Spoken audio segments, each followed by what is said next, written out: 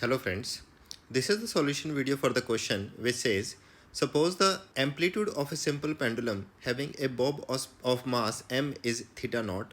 Find the tension in the string when the bob is at its extreme position. In this scenario, let's say this is the bob which is making an angle theta naught and it is at its extreme position. So when it is at its extreme position, then the velocity of this bob in this particular direction is going to be 0, right?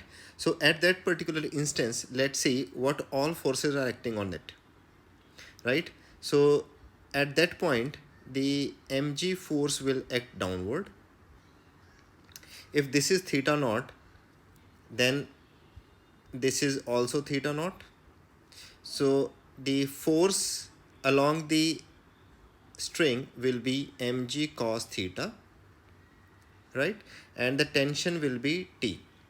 There will be no centrifugal force outward because the velocity of this bob at its extreme position is 0.